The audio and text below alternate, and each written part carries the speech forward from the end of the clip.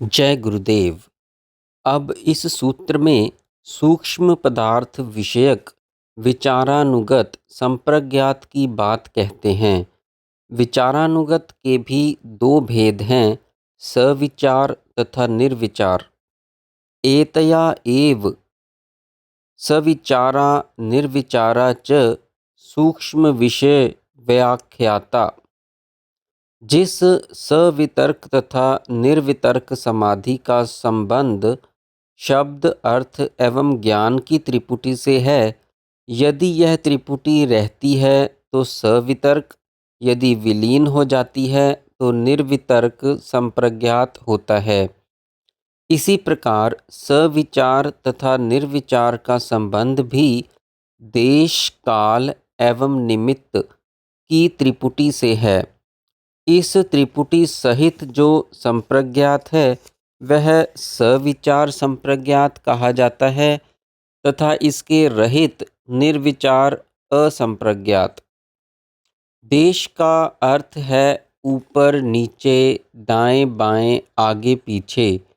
काल का अर्थ है वर्तमान, भूत तथा भविष्य।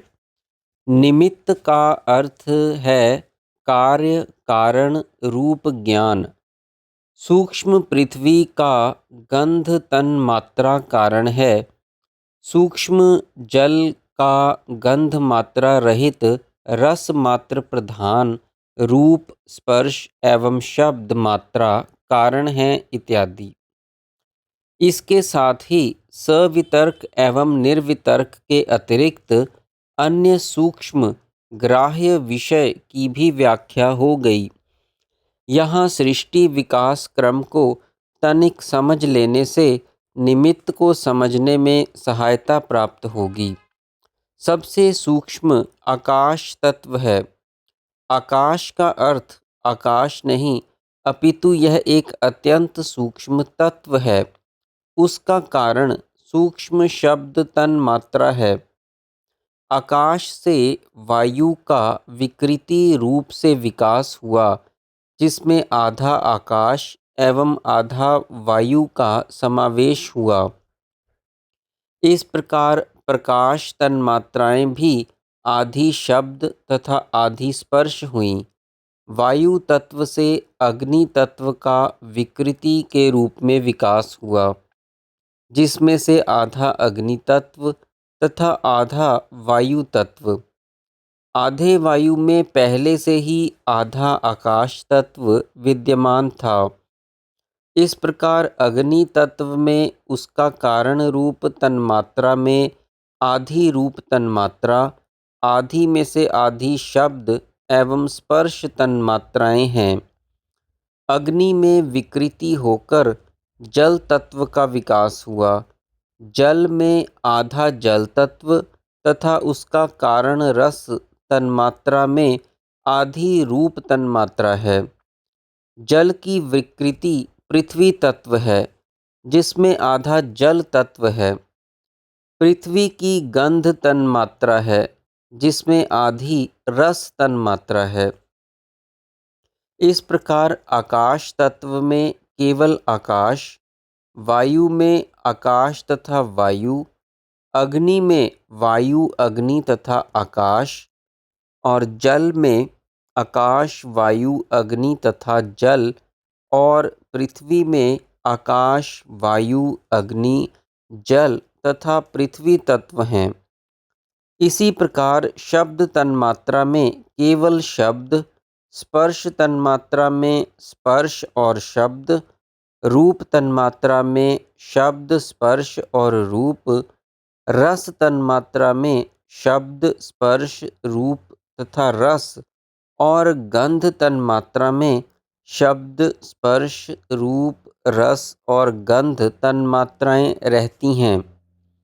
जब स्थूल आकाश, वायु, अग्नि, जल तथा पृथ्वी रूपी पंच भौतिक विषय कोई पदार्थ ध्येय विषय हो तो सवितर्क अथवा निर्वितर्क समाधि होती है। जब सूक्ष्म तन्मात्राएं ध्येय का विषय हो जाती हैं तो सविचार अथवा निर्विचार संप्रज्ञात समाधि होती है।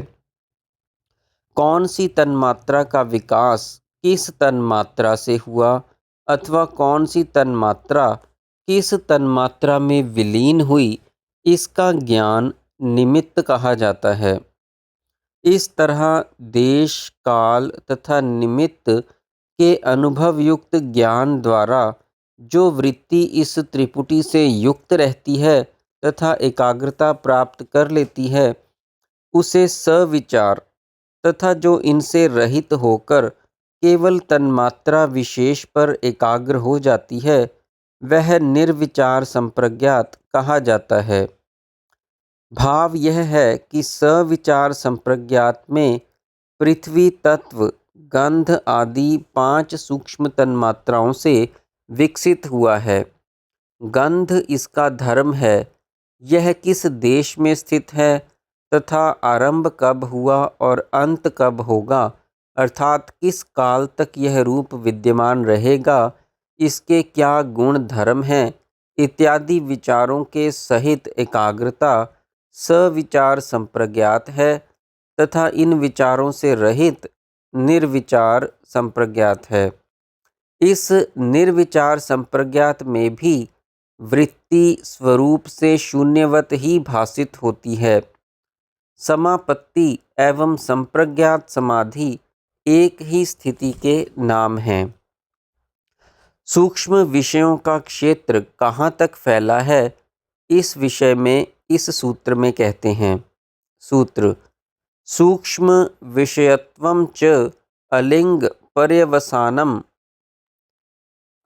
अर्थात सूक्ष्म विषय अलिंग पर्यंत है। सूक्ष्म विषय जिनका वर्णन सविचार तथा निर्विचार संप्रज्ञात समाधियों में किया गया है, का सूक्ष्म विषयपना परमाणु तक समाप्त नहीं हो जाता, अपितु अव्यक्त प्रकृति तक है। यह पूर्व में कहा जा चुका है कि योग दर्शन का तात्विक आधार सांख्य है। सांख्य के ही 24 तत्व योग को भी मान्य हैं तथा उसके आगे प्रकृति की अव्यक्त अवस्थाएं भी सांख्य वाली हैं। उसके अनुसार 5 सूक्ष्म तन्मात्राओं का कारण अहंकार, अहंकार का कारण लिंग नामक महतत्व तथा महतत्व का कारण अलिंग नामक अव्यक्त प्रकृति है। प्रकृति के ये सभी स्तर सूक्ष्म विषयों के अंतर्गत ही हैं। जैसे जैसे उलट क्रम से उत्तरोत्तर सूक्ष्म स्तरों पर जाते हैं, ये विषय भी सूक्ष्म होते चले जाते हैं। सांख्य में चूंकि पुरुष तथा प्रकृति 2 ही तत्व माने गए हैं, अतः सांख्य के लिए क्षेत्रानुसार अव्यक्त प्रकृति ही सूक्ष्म विषयों की अंतिम सीमा है। पुरुष प्रकृति से अतीत है, यद्यपि वह अव्यक्त प्रकृति की अपेक्षा भी सूक्ष्म है, तथापि वह ध्यान का विषय नहीं होने से उसकी सूक्ष्मता संप्रज्ञात समाधियों की परिधि में नहीं आती। हाँ, यह अवश्य कहा जा सकता है कि सूक्ष्म भूतों से लेकर मूल प्रकृति तक सभी सूक्ष्म विषय विचार विषयक संप्रज्ञात समाधि के ध्येय विषयों के अंतर्गत ही आते हैं। प्रकृति में कहीं अधिक सूक्ष्मता, कहीं कम सूक्ष्मता, तो कहीं कम अधिक स्थूलता होती है, किंतु पुरुष की सूक्ष्मता सदैव एक रस ही है। जय गुरुदेव।